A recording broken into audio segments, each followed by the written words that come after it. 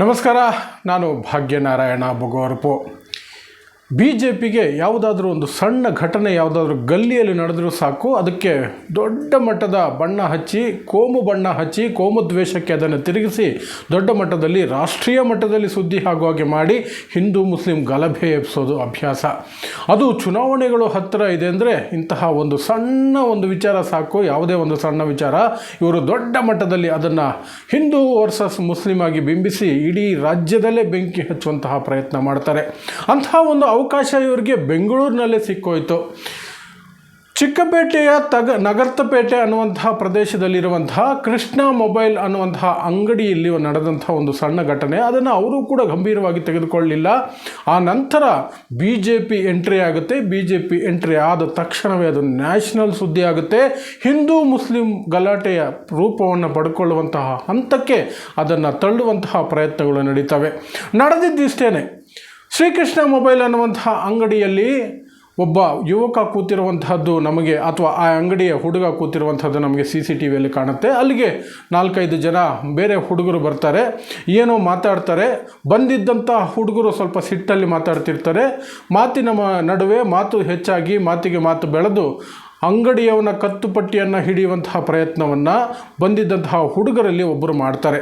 ಇದಕ್ಕೆ ಪ್ರತಿಯಾಗಿ ಅಂಗಡಿಯವನೇ ಮೊದಲಿಗೆ ಹಲ್ಲೆ ಮಾಡುವಂತಹಕ್ಕೆ ಮುಂದಾಗ್ತಾನೆ, ಅವರ ಮೇಲೆ ಕೈ ಮಾಡ್ತಾನೆ. ಆ ನಂತರ ಅವರು ಕೂಡ ಕೈ ಮಾಡುವಂತಹ ಪ್ರಯತ್ನ ಮಾಡಿದಾಗ ಅಂಗಡಿಯ ಒಳಗಿದ್ದಂತಹ ಈತ ರಕ್ಷಣೆ ಪಡೆಯಬಹುದಾಗಿತ್ತು, ಒಳಗೇನೆ ಇದ್ದು ಅಥವಾ ಶಟ್ಟರ್ ಕ್ಲೋಸ್ ಮಾಡ್ಕೊಂಡು. ಆದರೆ ಹಾಗೆ ಮಾಡೋದಿಲ್ಲ, ರೌಡಿಯ ಹಾಗೆ ಅಂಗಡಿಯವನು ಕೂಡ ಹೊರಗೆ ನುಗ್ತಾನೆ ಅವರ ಮೇಲೆ ಹಲ್ಲೆ ಮಾಡೋಕ್ಕೆ. ಆದರೆ ಅವರು ಹೆಚ್ಚಿನ ಸಂಖ್ಯೆಯಲ್ಲಿ ಇದ್ದಿದ್ದರಿಂದ ಇವನ ಮೇಲೆ ಪ್ರತಿ ದಾಳಿ ಆಗುತ್ತೆ, ಇವನ ಮೇಲೆ ಪ್ರತಿ ಹಲ್ಲೆ ಆಗುತ್ತೆ, ಅವನಿಗೆ ಒಂದಷ್ಟು ಗಾಯಗಳಾಗ್ತವೆ.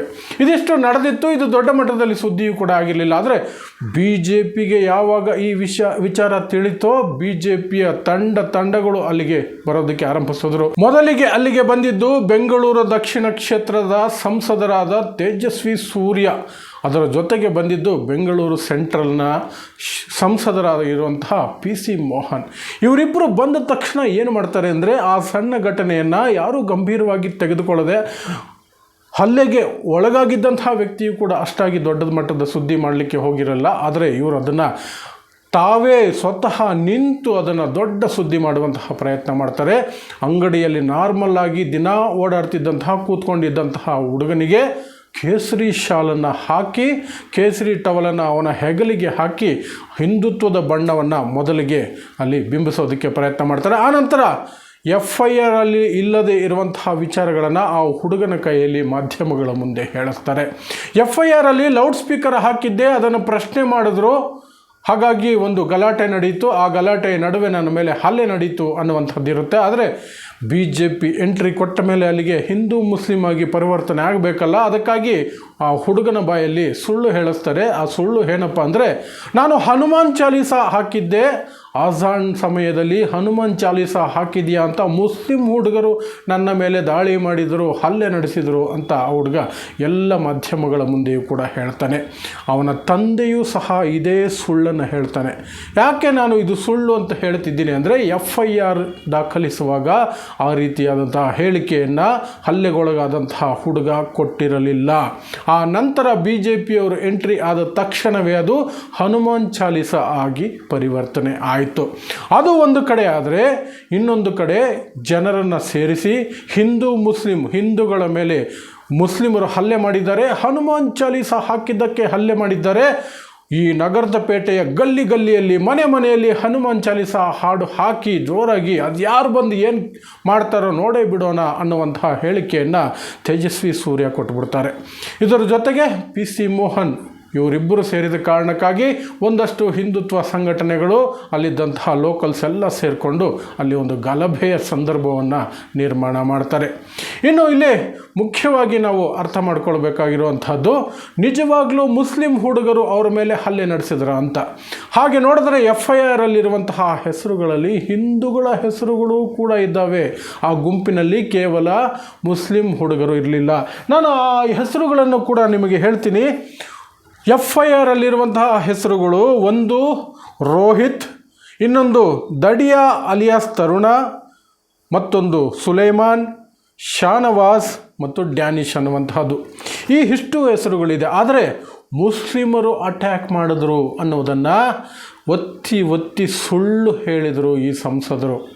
ಜೊತೆಗೆ ಮಾಧ್ಯಮಗಳು, ಇವರೇ ಸಾಕಿಕೊಂಡಿರುವಂತಹ ಮಾಧ್ಯಮಗಳು ಕೂಡ ಮುಸ್ಲಿಮರಿಂದ ಹಲ್ಲೆ ಅಂತ ಎಲ್ಲ ಕಡೆ ಸುದ್ದಿ ಮಾಡ್ತಾ ಇದನ್ನು ಹಿಂದೂ ಮುಸ್ಲಿಂ ಮಾಡುವಂತಹ ಪ್ರಯತ್ನವನ್ನು ಮಾಡಿದ್ರು. ಈ ರೀತಿಯಾದಂತಹ ಸಂದರ್ಭಗಳಿಗೆ ರಣಹದ್ದಿನ ಹಾಗೆ ಕಾಯ್ಕೊಂಡಿರುವಂತಹ ಉಡುಪಿ ಚಿಕ್ಕಮಗಳೂರು ಜಿಲ್ಲೆಯಲ್ಲಿ ಗೋ ಬ್ಯಾಕ್ ಅಂತ ಉಗಿಸ್ಕೊಂಡು ಅಲ್ಲಿ ಟಿಕೆಟ್ ಮಿಸ್ ಆಗುತ್ತೆ ಅನ್ನುವಂತಹ ಸಂದರ್ಭದಲ್ಲಿ ಯಡಿಯೂರಪ್ಪನವರ ಕೃಪಾ ಕಟಾಕ್ಷದಲ್ಲಿ ಬೆಂಗಳೂರು ನಾರ್ತ್ಗೆ ಟಿಕೆಟ್ ಬರೆದಿರುವಂತಹ ಶೋಭಾ ಕರಂದ್ಲಾಜೆ ಅವರು ಕೂಡ ಈ ಒಂದು ದೊಡ್ಡ ಗಲಾಟೆಗೆ ನುಗ್ಗುತ್ತಾರೆ. ನುಗ್ಗಿದ ನಂತರ ಸ್ವಲ್ಪ ಹೊತ್ತಿನಲ್ಲೇ ಗಲಾಟೆ ದೊಡ್ಡ ಮಟ್ಟದಲ್ಲಿ ಆಗೋದಕ್ಕೆ ಶುರು ಆಗುತ್ತೆ. ಮಾರನೇ ದಿನ ಅಂತಹ ಸಂದರ್ಭದಲ್ಲಿ ಶೋಭಾ ಕರಂದ್ಲಾಜೆ ಅವ್ರನ್ನ ಪೊಲೀಸರು ವಶಕ್ಕೆ ಪಡೆದು ತೆಗೆದುಕೊಂಡು ಹೋಗ್ತಾರೆ. ಆ ನಂತರ ತೇಜಸ್ವಿ ಸೂರ್ಯ ಅಲ್ಲಿ ಇನ್ನೊಂದಷ್ಟು ಡ್ರಾಮಾ ಮಾಡುವಂತಹ ಪ್ರಯತ್ನ ಮಾಡಿ ಕೊನೆಗೆ ಏನು ಇಲ್ಲಿ ದಕ್ಕುವ ಹಾಗಿಲ್ಲ, ಏನು ಯಾವುದೇ ರೀತಿಯಾದಂತಹ ರಾಜಕೀಯ ಲಾಭ ಪಡಿಬೇಕೋ ಎಲ್ಲ ರೀತಿಯಾದಂಥ ಪಡೆದು ಆಯಿತು, ಇನ್ನು ಇಲ್ಲಿ ನಮಗೆ ಕೆಲಸ ಇಲ್ಲ ಅಂತ ಅನ್ನಿಸಿದಾಗ ಸೈಲೆಂಟಾಗಿ ಅಲ್ಲಿಂದ ಕಾಲು ಕಿತ್ತು ಜಾರಿಕೊಂಡು ವಾಪಸ್ ಹೋಗಿಬಿಡ್ತಾರೆ. ಸೊ ಇಲ್ಲಿ ನಾವು ಗಮನಿಸಬೇಕಾಗಿರುವಂತಹದ್ದು ನಗರ್ತಪೇಟೆಯಲ್ಲಿ ನಡೆದಿರುವಂತಹ ಘಟನೆಯಲ್ಲಿ ಹಿಂದೂಗಳ ಮೇಲೆ ಅಥವಾ ಹಿಂದೂ ಹುಡುಗ ಹನುಮಾನ್ ಚಾಲೀಸ ಹಾಕಿದ್ದ ಆ ಕಾರಣಕ್ಕೆ ಮುಸ್ಲಿಮರು ಹಲ್ಲೆ ಮಾಡಿದರು ಅನ್ನುವಂಥದ್ದು ಸುಳ್ಳು. ಅಲ್ಲಿ ಹನುಮಾನ್ ಚಾಲೀಸವೇ ಹಾಕಿದ್ದ ಅನ್ನೋದಕ್ಕೆ ಯಾವುದೇ ಆಧಾರ ಇಲ್ಲ. ಆಮೇಲೆ ಹಲ್ಲೆ ಮಾಡಿರುವವರು ಎಲ್ಲರೂ ಕೂಡ ಮುಸ್ಲಿಮರಲ್ಲ, ಹಿಂದೂಗಳು ಮುಸ್ಲಿಮರು ಎಲ್ಲ ಸ್ನೇಹಿತರು ಒಟ್ಟಾಗಿ ಹೋಗ್ತಿದ್ರು. ಇವನ ಅಂಗಡಿಯ ವಿಚಾರದಲ್ಲಿ, ಈ ಹಿಂದೆ ಇವನ ಬಗ್ಗೆ ಅಥವಾ ಇವನ ವಿಚಾರದಲ್ಲಿ ಅವ್ರಿಗೇನಾದರೂ ಹಳೆ ದ್ವೇಷ ಇತ್ತೋ ಅಥವಾ ಇನ್ನೇನಾದರೂ ವಿಚಾರವಾಗಿ ಅವನ ಮೇಲೆ ಹಲ್ಲೆಗೆ ಮುಂದಾದರೂ ಅಥವಾ ಇವನೇ ಸ್ವಲ್ಪ ಅತಿರೇಕವಾಗಿ ಅವ್ರಿಗೆ ರೆಸ್ಪಾಂಡ್ ಮಾಡೋದನ್ನೋ ಏನಾದರೂ ಕೇಳಿದಾಗ ಅದ್ಯಾವುದೂ ಕೂಡ ಸ್ಪಷ್ಟ ಇಲ್ಲ. ಅದೆಲ್ಲವೂ ಕೂಡ ತನಿಖೆಯಿಂದಲೇ ಗೊತ್ತಾಗಬೇಕು. ಆದರೆ ಇಲ್ಲಿಯವರೆಗೆ ನಮಗೆ ಗೊತ್ತಿರುವಂತಹ ವಿಚಾರ ಏನು ಅಂದರೆ FIR ಮಾಡುವಾಗ ಹೇಳದೇ ಇದ್ದಂತಹ ಹನುಮಾನ್ ಚಾಲೀಸ BJPಯವರ ಎಂಟ್ರಿ ಆಗಿದ ತಕ್ಷಣ ಬರುತ್ತೆ ಮತ್ತು BJPಯವರು ಬಂದ ತಕ್ಷಣವೇ ಆ ಹುಡುಗನ ಹೆಗಲಿಗೆ ಕೇಸರಿ ಶಾಲು ಬಂದುಬಿಡುತ್ತೆ. ಮೀಡಿಯಾಗಳ ಮುಂದೆ ಹನುಮಾನ್ ಚಾಲೀಸ ಹೆಸರು ಬಂದುಬಿಡುತ್ತೆ. ಜೊತೆಗೆ ಮುಸ್ಲಿಮರು ಹಲ್ಲೆ ಮಾಡಿದ್ರು ಅನ್ನುವಂತಹ ಹಸಿ ಸುಳ್ಳು ಬಂದುಬಿಡುತ್ತೆ. ಸ್ನೇಹಿತರೆ, ಇದು ನಗರ್ತಪೇಟೆಯಲ್ಲಿ BJPಯವರು ಒಂದು ರೀತಿಯಾದಂತಹ ದಂಗೆ ಎಬ್ಬಿಸೋದಕ್ಕೆ ಮಾಡಿದಂತಹ ಪ್ರಯತ್ನದ ನಿಜವಾದಂತಹ ವಿವರಗಳನ್ನು ನಾನು ನಿಮಗೆ ಕೊಡುವ ಉದ್ದೇಶದಿಂದ ಮಾಡಿರುವಂತಹ ವಿಡಿಯೋ. ದಯವಿಟ್ಟು ಈ ವಿಡಿಯೋವನ್ನು ಎಲ್ಲೆಡೆ ಶೇರ್ ಮಾಡಿ ಮತ್ತು ಲೈಕ್ ಮಾಡುವ ಮೂಲಕ ನಮ್ಮ ಚಾನಲನ್ನು ಸಬ್ಸ್ಕ್ರೈಬ್ ಮಾಡುವ ಮೂಲಕ ನಮ್ಮ ಈ ಪ್ರಯತ್ನವನ್ನು ಬೆಂಬಲಿಸಿ ಅಂತ ಹೇಳ್ತಾ ನನ್ನ ಮಾತುಗಳು ಮುಗಿಸ್ತೀನಿ. ಮುಂದಿನ ವಿಡಿಯೋದಲ್ಲಿ ಮತ್ತೆ ಸಿಗೋಣ. ನಮಸ್ಕಾರ.